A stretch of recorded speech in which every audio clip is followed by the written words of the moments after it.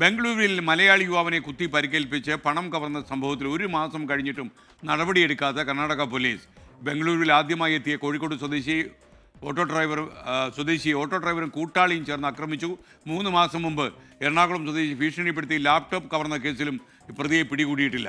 24 breaking.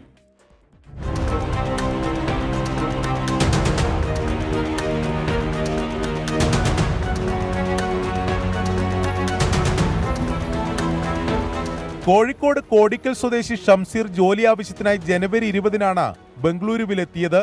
Satellite bus സ്റ്റാൻഡിലിറങ്ങി online taxi book ചെയ്യാൻ ശ്രമിച്ചു. അതിനിടെയാണ് പകുതി നിരക്കിൽ ലൊക്കേഷനിലെത്തിക്കാമെന്ന് പറഞ്ഞ് ഓട്ടോ ഡ്രൈവർ ഷംസീറിനെ സമീപിച്ചത്. പിന്നീട് സംഭവിച്ചത് ഷംസീർ തന്നെ പറയും. കുറച്ച് ദൂരം എത്തിയപ്പോൾ ഇയാളൊരു സുഹൃത്ത് കൂട്ടുകാരനും കൂടി കയറി. കുറേ അങ്ങോട്ട് എത്തിയപ്പോൾ ഇയാളെൻ്റെ കൈമൊന്ന് ഫോൺ വാങ്ങി. ഫോണിൻ്റെ ആപ്പിൾ ID ലോഗൗട്ട് ചെയ്യാൻ നോക്കി. ബാക്കിൽ കയറിയ ആൾ എൻ്റെ കാത്തുമ്പോൾ കത്തി വെച്ചിട്ട് നിൻ്റെ കൈമുള്ള പൈസ മൊത്തം എന്താന്ന് പറഞ്ഞു. പിന്നെ എൻ്റെ ബാഗ് വാങ്ങി പരിശോധിച്ച് എൻ്റെ പൈസ ഒക്കെ എടുത്ത് കൊണ്ടുപോയി.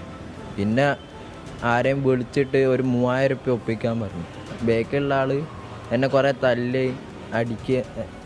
അടിച്ച് തന്നെ. ഓട്ടോറിക്ഷയിൽ നിന്ന് രക്ഷപ്പെട്ട് ഷംസീർ ഓടിക്കയറിയത് പോലീസ് ഉദ്യോഗസ്ഥരുടെ ഇടയിലേക്കാണ്. ബസ് സ്റ്റാൻഡ് പരിസരത്ത് മുക്കിലും മൂലയിലും CCTV-കൾ ഉണ്ടെങ്കിലും പോലീസ് അനങ്ങിയില്ല. നടപടി ഉണ്ടായിട്ടില്ല എന്ന് മാത്രമല്ല, നമ്മളിപ്പോൾ കംപ്ലയിൻറ്റ് ചെയ്തിട്ട് ഏകദേശം 1 മാസത്തോളമായി.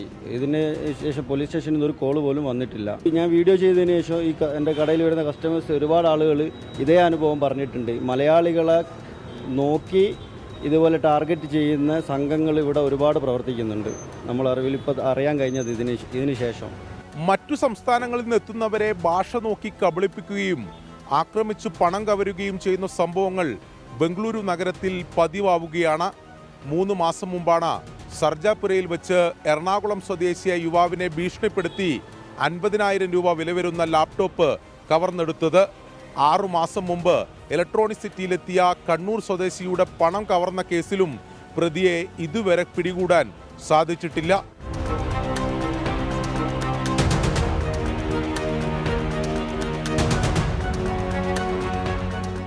നഗരത്തിൽ രാത്രി അരങ്ങേറുന്ന ഇത്തരം അതിക്രമങ്ങൾക്കെതിരെ കർശനമായ നടപടി സ്വീകരിക്കാൻ കർണാടക പോലീസ് തയ്യാറാകണം.